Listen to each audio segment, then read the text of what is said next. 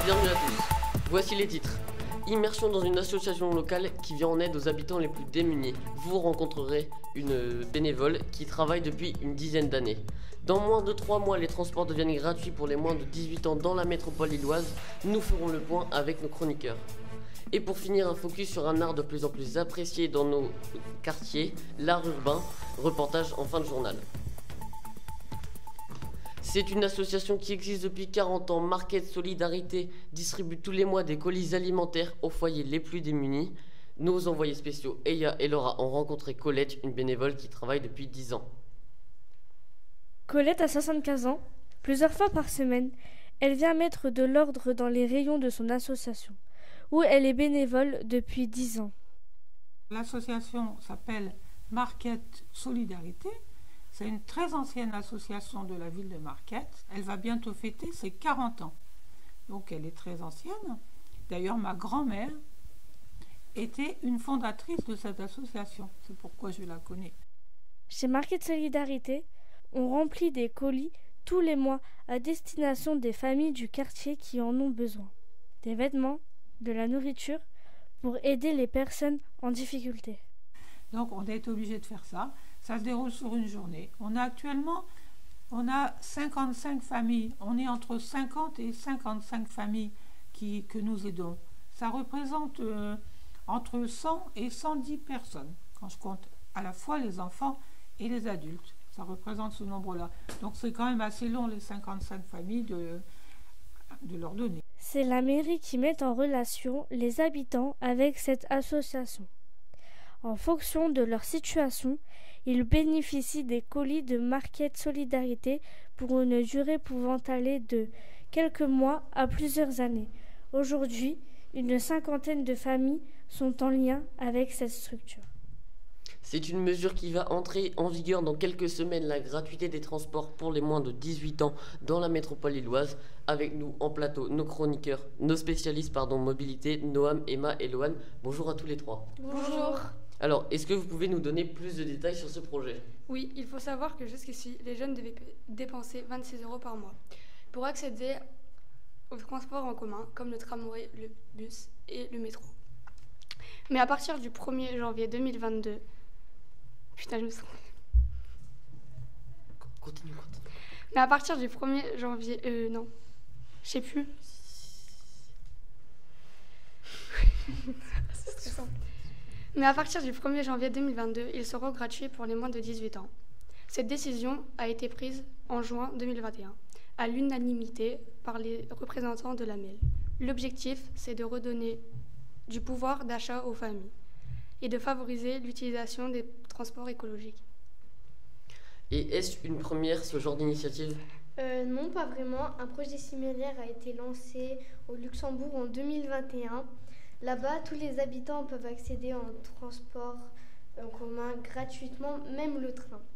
Et en France, d'autres initiatives sont à laisser. À Clermont-Ferrand, par exemple, les transports vont devenir gratuits à partir du 4 décembre, mais que le week-end. Mais à Lille, ça concerne combien de personnes ? Bonne question. Eh bien, Adrien, ça concerne 300 000 jeunes. Et justement, nous sommes partis à la rencontre des utilisateurs de ces transports en commun pour leur demander leurs avis sur ce projet. C'est une très bonne idée pour les jeunes. Écoutez. Pour pouvoir se déplacer gratuitement et puis en profiter tous les jours. Parce que si c'est gratuit, forcément les jeunes ils vont prendre plus les transports et puis ça permettra de peut-être moins polluer, vu qu'il y a maintenant des bus qui roulent juste derrière au gaz naturel, donc c'est intéressant. Moi je me dis que ça me coûte de l'argent et parfois je prends ma voiture alors que je pourrais prendre les transports en commun. Si c'était gratuit, je le ferais un peu plus, je pense. Maintenant, ce serait bien que tout le monde prendra le bus, prendre le bus gratuit. Comme ça, tout le monde en profite. Enlevez vos masques. Parce que je pense que tout le monde pourra en profiter, c'est pas parce qu'on a au-dessus du temps qu'on ne peut pas faire des études et en avoir besoin.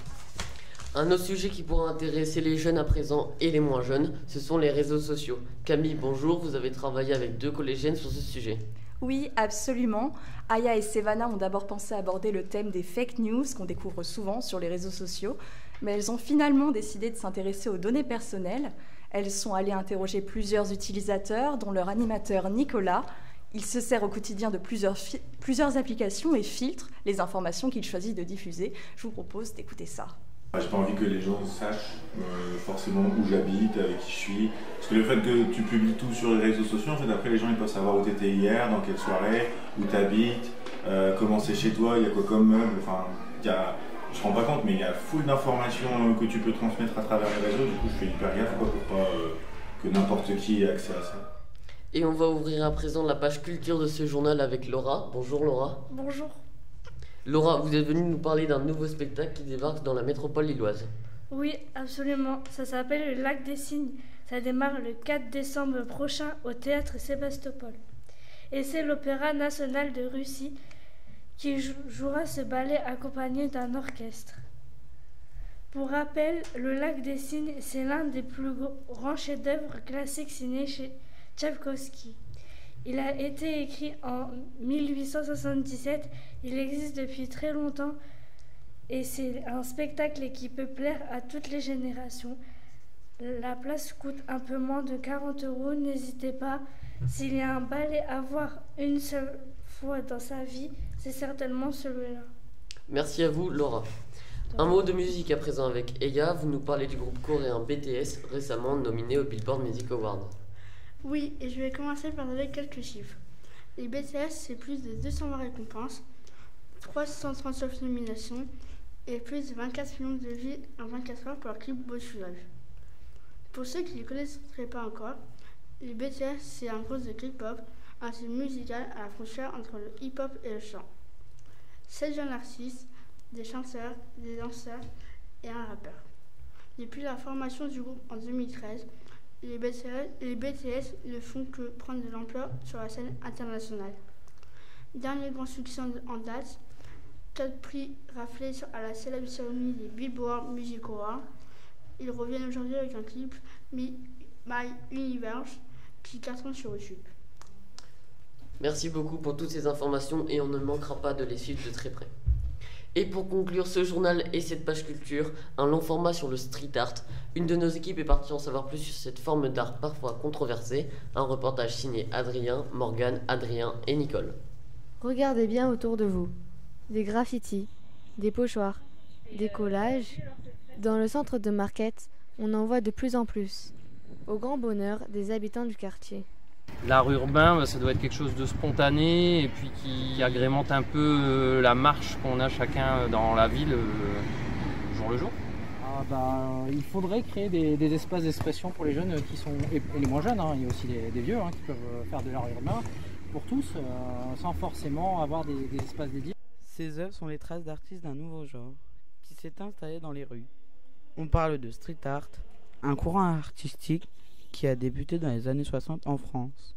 L'art urbain, au début, c'était l'expression des artistes de graffiti, d'ailleurs dans des quartiers un peu défavorisés. Et petit à petit, ça a évolué. Aujourd'hui, il y a 1 milliard de possibilités, 1 milliard de techniques qui peuvent être exploitées pour mettre des œuvres dans l'espace public. Emma travaille à la Condition publique, un lieu où l'on peut retrouver les plus grandes œuvres d'art urbain.